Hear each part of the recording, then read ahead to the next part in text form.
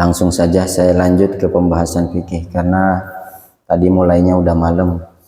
Jadi langsung intinya aja. Kemarin kita sampai di yang membatalkan ya. Yang membatalkan puasa. Yang membatalkan puasa. Gitu. Sekarang kita lanjut ke hal-hal yang makruh. Atau nanti dulu ada yang makruh, yang disunnahkan dulu. Nanti yang makruh itu bisa menyusul. Wa yustahabbu fi shaumi salasatu asya'a. Disunnahkan di dalam puasa itu 3 perkara. Sebetulnya banyak, tapi yang paling penting ini 3 ini. Sebetulnya banyak sunnah-sunnahnya, kayak membaca Al-Qur'an. Tapi di sini tidak disebutkan, di sini disebutkan yang pokok-pokoknya saja. Wa yustahabbu fi shaumi salasatu asya'a. Disunnahkan di dalam puasa 3 perkara. Yang pertama ta'jilul fitri. Nah ini. Mempercepat berbuka.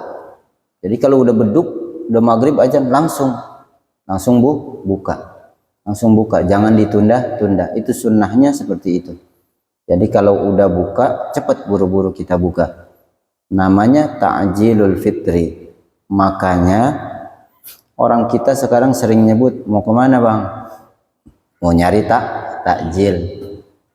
Mau kemana? Mau nyari takjil sono di Harapan Baru. Padahal takjil itu bukan makanan. Takjil itu ya ini mendahulukan atau mempercepat berbuka. Maksudnya bukan waktunya dipercepat, bukan jam 5 udah buka, bukan. Artinya diburu-buruin. Kalau udah waktunya buka, buru-buru buka, cepet-cepet. Itu namanya takjil, bukan makanan. Itu salah kaprah ini. Orang Indonesia salah kaprah. Makanya orang Arab bingung gitu. Nyari takjil. Nah, takjil itu kan perbuatan, bukan benda. Bukan makanan. Kalau makanan ya udah makanan, nyari makanan gitu. Jangan nyari takjil. Kita mau berbagi takjil, bersedekah gitu kan. Nah, salah kaprah. Takjil itu pekerjaan mempercepat kalau sudah berbuka. Itu namanya takjil. Jadi bukan makanan. Ya tapi kalau karena sudah lumrah ya nggak dosa sih, nggak dosa. Cuman kurang tepat aja gitu kan. Kalau bisa nyari makanan aja, nyari makanan buat berbuka, bukan nyari takjil. Seperti itu. Nggak tahu yang mulai-mulain siapa gitu kan. Biasanya sih dari TV tuh, dari TV program takjil. Maksudnya program takjil itu program buka bersama mungkin supaya cepet-cepet. Jadi ke makanan larinya. Itu. Jadi takjil itu perbuatan, bukan makanan. Perbuatan mendahulukan atau mempercepat berbuka apabila telah masuk waktu maghrib, seperti itu. Itu yang pertama. Jadi buru-buru kalau udah azan, udah beduk, buru-buru kita berbuka puasa. Yang kedua wa ta'khirus sahur, mengakhirkan sahur. Nah ini kadang-kadang orang kita sahur jam 3 udah sahur. Sunnahnya dibelakangin, mendekati imsak. Imsak umpama jam 4. Nah, kita sahur setengah 4 dah. Jangan jam 3. Udah jam 3 kita udah apa namanya? Udah sahur. Lah jam 6 udah lapar lagi. Atau takutnya nanti habis sahur namanya kenyang ngantuk tidur. Subuhnya jadi bablasan. Kalau jam setengah 4 kan habis puasa ada waktu 15 menit ya ngopi-ngopi bentar, ini udah azan, tahu kan? Nah, jadi sama tidur kayaknya nggak keburu gitu kan.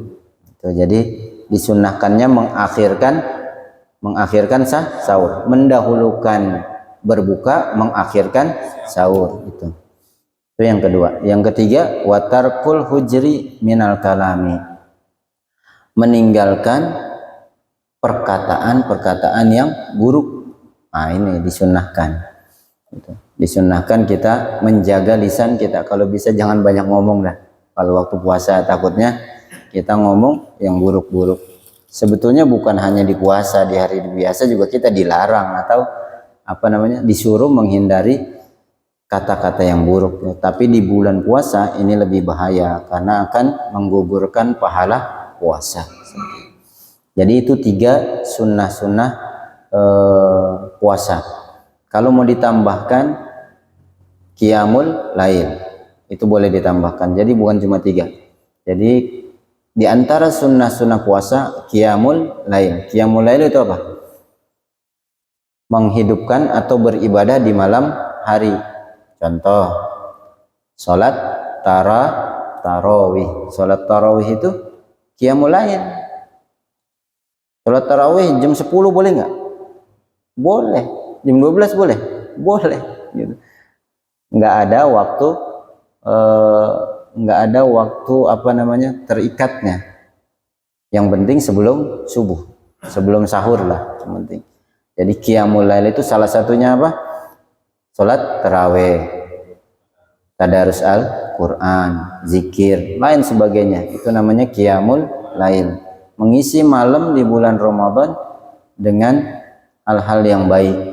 I'tikaf, termasuk i'tikaf di 10 hari terakhir, itu juga sunnah dilakukan oleh Rasulullah Shallallahu Alaihi Wasallam. Jadi yang berikutnya i'tikaf di 10 hari terakhir, itu masuk sunnah juga. Nah itu aja mungkin secara global. Berarti ada 5 ya Bang?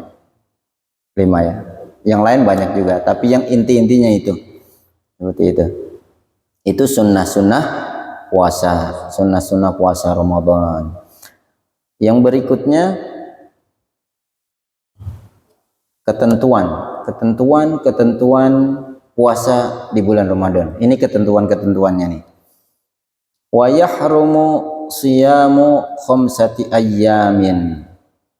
Dilarang atau diharamkan puasa pada 5 hari ini. Nah ini nggak boleh puasa kita di 5 hari ini, nggak boleh. Nah ini puasa hari apa aja boleh, tapi jangan di 5 hari ini, haram hukumnya. Apa saja? Al-Aidani, yang pertama dan yang kedua adalah hari raya Idul Fitri dan hari raya Idul Adha. Itu nggak boleh kita puasa, nggak boleh. Mau puasa sunnah nggak boleh. Jadi hari raya Idul Fitri, di hari raya Idul Adha kita tidak boleh puasa, haram. Seperti itu ya. Jadi, kalau mau puasa di hari 1 Syawal, di hari 2 Syawal, di hari Lebaran kedua, ketiga, keempat silahkan. Tapi kalau di hari pertama Idul Fitri tidak boleh, Idul Adha tidak boleh. Itu 1 dan kedua. Yang ketiga, wa ayyamut tasyriqis salasatu. Ketiga, keempat, kelima adalah hari tasyrik. Hari tasyrik itu kapan? Tanggal 11, 12, 13 Zulhijjah. Kalau Lebaran Haji, Idul Adha itu tanggal berapa? 10 Zulhijjah. Tanggal 10 berarti tanggal 10, 11, 12, 13, 4 hari kita tidak boleh puasa. Jadi Lebaran Haji hari pertama, hari kedua, hari ketiga, hari keempat nggak boleh puasa. Sama hari Idul Fitri 5 jadinya. Jadi 5 hari itu kita dilarang untuk berpuasa. Mau atas namanya puasa apa, pokoknya nggak boleh. Di luar itu silahkan, selama tidak bertentangan dengan syariat Islam. Gitu. Selama puasanya tidak bertentangan dengan ketentuan agama Islam. Seperti itu ya. Itu adalah hal-hal yang dilarang dalam puasa. Ketentuan berikutnya adalah, ini banyak poin-poinnya nih. Waman wati'a fi nahari Ramadan. Nah ini, barang siapa yang berhubungan suami istri di fi nahari Ramadan, di siang hari bulan Ramadan, amidan dengan sengaja. Ingat ya, sengaja. Kalau nggak sengaja nggak batal. Gitu. Tapi masa iya begituan nggak sengaja? pasti sengaja. Jadi barang siapa yang berhubungan suami istri pada siang hari di bulan Ramadan secara sengaja, fil farji. Maksudnya itu sampai, mohon maaf, sampai masuk ya. Benar-benar berhubungan ini, bukan sekedar senggol-senggolan cium-ciuman, bukan. Tapi benar-benar melaksanakan jima atau hubungan seksual seperti itu. Ya bahasa kasarnya pokoknya masuk dah. Pokoknya kalau udah masuk udah ini melanggar. Tapi selama belum masuk nih, masih pegang-pegangan itu belum termasuk poin ini, nanti ada keterangannya. Fa'alaihil qada, maka hukumannya adalah, konsekuensinya adalah, kalau ada orang begituan di siang hari bulan Ramadan dengan sengaja, satu, hukumannya adalah qada. Dia wajib mengkodok puasanya.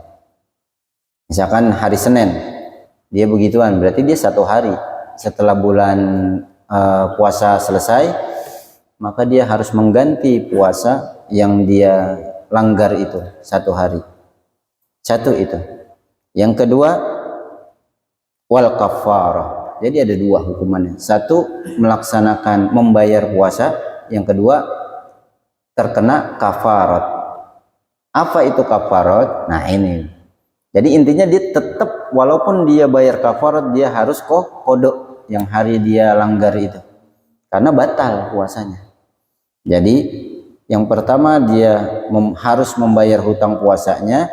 Yang kedua dia harus membayar atau melaksanakan kafarat.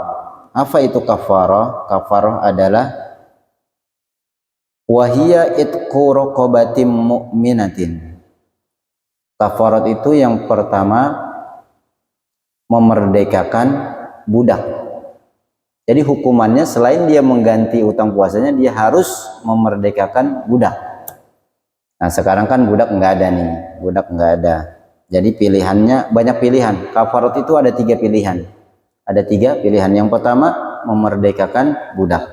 Kalau memerdekakan budak nggak bisa atau nggak ada, fa illam yajid, jika tidak bisa atau tidak menemui budak, fasiyamu syahraini mutatabi'aini, puasa 2 bulan berturut-turut. Tuh hukumannya. Selain 1 hari yang dia langgar tadi harus dibayar ya. Berarti 2 bulan 1 hari berarti. Yang 2 bulannya itu harus berturut-turut, nggak boleh bolong. Kalau bolong batal, mulai lagi dari 1. Makanya jangan coba-coba dah begituan di siang hari bulan Ramadan. Hukumannya berat ini. Yang pertama dia harus ganti puasa, yang kedua kena kafarat. Kafaratnya berupa apa? 1, memerdekakan budak. Kalau nggak mampu, maka dia harus puasa 2 bulan berturut-turut. Fa illam yastati, kalau nggak mampu juga, nggak mampu nih puasa 2 bulan berturut-turut, fa it'amu sittina miskinan, likulli miskinin muddun, memberi makan 60 orang miskin, memberi makan 60 orang miskin. 1 orang miskin itu 1 muddun, 1 mud. Berapa sih 1 mud? Udah gampangnya mah 1 liter beras atau 1 porsi makanan. Kita beli nasi bungkus, kita kasih orang miskin 60 orang. Beratan mana mau puasa 2 bulan? Beratan puasa 2 bulan gitu. Jadi kalau kita nggak mampu puasa 2 bulan, kira-kira nih kita nggak mampu gitu, ya udah kita beri makan orang miskin 60 orang atau 60 bungkus kita beliin, atau ada 60 orang kita ajak traktir sono ke Udin Combo gitu, boleh, nggak apa-apa. Itu it'amu sittina miskinan, memberi makan 60 orang miskin. Gitu ya. Syaratnya harus orang miskin ya, jangan orang mampu yang dikasih makan. Orang yang kira-kira butuh lah gitu. Bagaimana kalau diuangkan? Saya maunya duit aja dah, udah saya sedekah ke kira-kira ke 60 fakir miskin, boleh atau tidak? Para ulama mengatakan boleh. Jadi kalau mau diuangkan Ya kira-kira satu porsi makan harganya berapa? 15.000 atau 20.000? Ya kali 60. 20.000 kali 60. Berapa kira-kira? Nah, tapi jangan diberikan ke satu orang, harus 60. Nah, ntar dikasihnya misalkan 60 bungkus nih, 60 bungkus nasi padang. Dan nih buat lu 60-nya. Nggak boleh, harus ke 60 orang miskin. Di sini masalahnya tercatatnya 60 orang miskin. Itu. Jadi harus ke 60. Kalau mau dibagiin ke satu orang, ya dia harus membagikan ke 60 lagi ke teman-temannya. Kita memberi amanat, misalkan Pak RT, ini saya kasih nasi bungkus 65, yang 5 buat Pak RT, karena kan Pak RT orang mampu, misalkan gitu kan. Yang 60 kasihin dah ke anak yatim, ke orang miskin, gitu. Itu kalau kita ribet, gitu. Jadi itu adalah kafarat. Intinya kalau ada seorang muslim dia berhubungan seksualnya benar-benar sampai berhubungan seksual gitu, maksudnya bukan sekedar senggol-senggolan ya, maka satu, dia harus mengkodok puasanya jadi hutang di hari itu. Yang kedua, dia terkena kafarat. Apa kafarat itu? Kafarat itu satu, memerdekakan budak. Kalau nggak mampu juga, maka puasa. Yang kedua, dia harus puasa 2 bulan berturut-turut. Kalau nggak mampu juga, yang terakhir, memberi makan 60 orang miskin. Satu orang miskinnya 1 mud. 1 mud itu 1 liter atau 1 porsi makan. Seperti itu. Ya, jadi ada tahapan-tahapannya.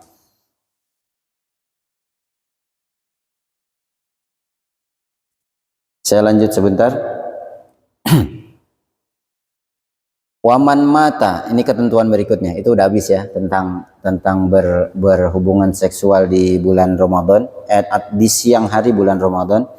Sekarang waman mata. Oh, ini masih nyambung dikit.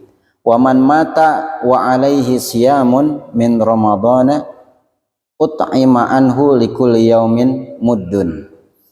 Barang siapa, misalkan tadi orang yang melanggar tadi meninggal dunia. Lah ntar yang bayar kafaratnya siapa? Gitu. Yang bayar kafaratnya siapa? Gitu. Maka keluarganya yang membayarkannya, ahli warisnya. Ut'imu anhu likulli yaumin muddun. Tetap satu orang 1 mud. Misalkan belum Idul Fitri udah meninggal nih dia, sedangkan ahli warisnya tahu kalau dia punya utang sama Allah berupa kafarat tadi, maka ahli warisnya wajib membayarkan atau melaksanakan kafaratnya itu. Seperti itu. Jadi anaknya, istrinya bayarin kafaratnya, memberi makan 60 orang miskin, seperti itu. Wasyaikhu, nah ini ketentuan yang berbeda. Wasyaikhu man ajaza anis saumi yuftiru.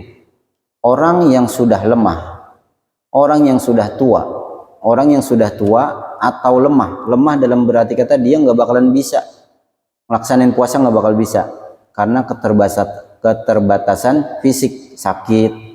Ada orang yang belum tua tapi sakitnya parah, misalkan gitu, sehingga dia tidak bisa puasa. Ada orang memang lemah gara-gara udah tua. Orang seperti itu yuftiru, boleh kagak puasa, boleh nggak puasa. Wayut imu an kulli yaumin muddun, tapi dia harus bayar fidyah. Bayar fidyah itu berapa?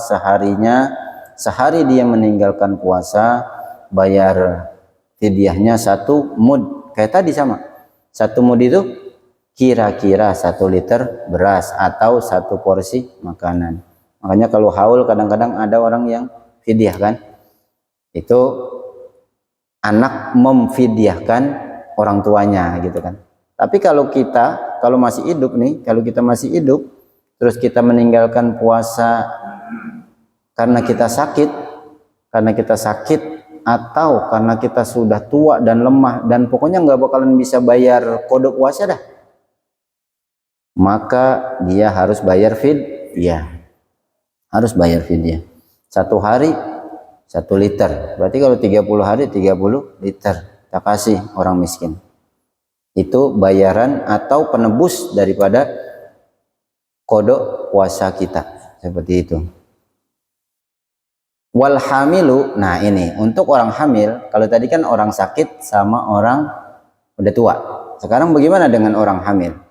Wal hamilu wal murdi'u, adapun untuk orang hamil dan orang yang sedang menyusui, in khafata ala anfusihima, jika dia takut, kalau puasa dia takut nih bakalan terjadi apa-apa sama dirinya, nanti bakalan lemes, bakalan gak kuat pokoknya. Kalau orang hamil sama menyusui kan berat memang ya. Nah itu aftorota, maka mereka berdua boleh tidak puasa, boleh nggak puasa. Wa alaihimal qada, akan tetapi dia wajib wajib kodok. Nih, jadi ada dua nih. Orang hamil itu ada dua kriteria. Yang pertama, orang hamil dan menyusui yang takut bakalan terjadi apa-apa terhadap dirinya sendiri, maka dia wajib kodok. Bayar fidyah nggak boleh, harus diganti kodok. Gitu.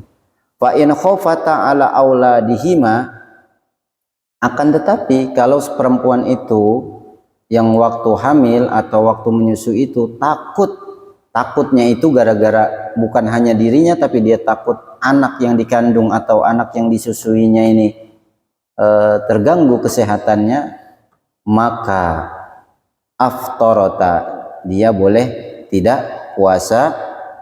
Wa alaihimal qada'u wal kafaratu an kulli yaumin muddun, maka dia boleh membayar fidyah. Jadi dia boleh bayar fidyah, bayarnya pakai fidyah.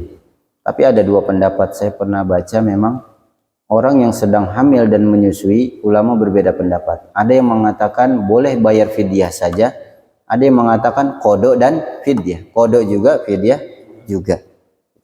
Ya kalau mau hati-hati, pilih pendapat yang kodok juga, fidyah juga. Walaupun berat, tapi itu lebih aman. Gitu. Jadi tapi tergantung kondisi. Kalau misalkan orang hamil itu 9 bulan, ditambah nanti menyusui 2 tahun misalkan, itu kan berat, mengkodok puasanya berat, bayar puasanya aja berat gitu. Maka saya lebih memilih pendapat dia bayar fidyah, karena bukan mustahil, bisa sih, cuman nggak semua perempuan bisa begitu. Habis bulan puasa dia lagi hamil, habis lebaran dia menyusui sampai 2 tahun. Bagaimana dia mau bayar kodok puasa? Ngurusin dirinya aja susah, belum lagi ditambah nipas, masa nipas, belum ditambah lagi haid setiap bulannya seminggu tuh ya. Wah udah repot, ngurusin bayi repot, nyusui repot. Maka pendapat yang bisa diambil adalah bayar fidyah, gitu ya. Seperti itu. Dah selesai. Jadi ketentuan puasa Ramadan itu tadi ya. Tadi kita yang pertama bahas sunnah-sunnah puasa. Yang berikutnya hukuman dilarang puasa, dilarang pada 5 hari, nggak boleh puasa di 5 hari. Yang berikutnya lagi orang yang melakukan hubungan suami istri di bulan Ramadan siang hari, gitu ya. Melakukan hubungan suami istri itunya benar-benar sampai masuk, maksudnya gitu. Itu ketentuannya bagaimana tadi, itu dia bayar hutang puasanya, terus dia juga harus membayar kafarat, bahasa Arabnya kafaroh, tapi kalau di Indonesia kan tulisannya biasanya kafarat gitu, tapi kafaroh juga nggak apa-apa, seperti itu. Yang berikutnya, orang yang lemah, sakit, udah tua boleh tidak puasa, dengan catatan dia harus bayar fidyah. 1 hari 1 mud. Terus orang yang hamil dan orang yang menyusui yang takut akan keselamatan dirinya dan bayinya, maka dia harus membayar membayar fidyah. Membayar fidyah. Boleh enggak didouble kodo juga fidyah juga? Boleh kalau kuat. Kalau kuat, tapi kalau kayaknya enggak kuat ya udah fidyah saja. Ada pertanyaan? Tanya Ustaz. Yang tadi kafaroh itu kan yang melakukan hubungan suami istri kan laki sama perempuan. Yang disuruh bayar itu berduanya masing-masing apa lakinya doang yang disuruh bayar? Dua-duanya. Dua-duanya. Kalau suami istri double berarti. Lah memang hubungannya kan pasti suami istri Ustaz. Ya. Keluar itu kan zina kan? Ya, dua-duanya. Berarti 120 mud. Bungkus. Iya, mud. Gitu. Jadi puasa itu hukumnya apa? Saya tanya, puasa Ramadan hukumnya apa? Wajib. Fardu kan? Fardu ain apa kifayah? Fardu ain. Berarti ditanggung sama Masing-masing orang, individu. Begitu juga kafaratnya ditanggung masing-masing. Gitu. Ya makanya hati-hati. Ujung-ujungnya yang ketempuan suami kan, ngeluarin duit. Double. Puasanya begitu, istri kita nanti kalau melanggar puasa 2 bulan berturut-turut, sama kita juga puasa bulan berturut-turut. Ya, ya. Ada lagi? Mau menggugurkan orang di bulan puasa. Iya. Itu kan menggugurkan pahala, tapi menggugurkan puasa juga tidak. Tidak. Puasanya tetap sah. Tapi dia tidak dapat apa-apa kecuali hanya haus dan lapar. Lalu dibatalin dong? Jangan. Misalkan, ya Allah tadi gua ngomongin si Uwan. Wah, kagak dapat pahala nih gua puasa. Batalin ah. Jangan. Siapa tahu Allah masih ngasih rahmat kepada kita. Urusan diterima apa enggak urusan Allah. Kalau kita buru-buru istighfar, ya Allah, astagfirullah, ya Allah, ampun ya Allah. Insya Allah Allah Maha tahu. Jangan dibatali. Itu. Anda lagi? Pas jam 10 tuh, lewat dikit. Kalau tidak ada, kita selesaikan saja. Kita baca suratul Fatihah. Semoga pertemuan berikutnya kita semua bisa hadir, disehatkan badan kita, kita semua bisa, sahabat-sahabat kita juga bisa hadir, dan mudah-mudahan kita semua diberi kesehatan oleh Allah Subhanahu wa taala. Al-Fatihah. A'udzu billahi minasyaitonir rajim. Bismillahirrahmanirrahim. Alhamdulillahi rabbil alamin arrahmanir rahim maliki yaumiddin. Iyyaka na'budu wa iyyaka nasta'in. Ihdinas siratal mustaqim. Siratal ladzina an'amta 'alaihim ghairil maghdubi 'alaihim waladdallin. Amin. Bismillahirrahmanirrahim. Bismikallahumma wa bihamdika asyhadu an la ilaha illa anta astaghfiruka wa atubu ilaik. Allahumma anfa'na bima 'allamtana wa 'allimna ma yanfa'una warzuqna ilman nafi'a wa 'amalan mutaqabbala wa rizqan halalan tayyiban mubarakan fid dini wad dunya wal akhirah. Rabbana atina fid dunya hasanah wa fil akhirati hasanah wa qina adzaban nar. Wa sallallahu ala sayyidina Muhammad wa ala alihi wa sahbihi wasallam walhamdulillahi rabbil alamin. Kurang lebihnya mohon maaf. Wassalamualaikum warahmatullahi wabarakatuh.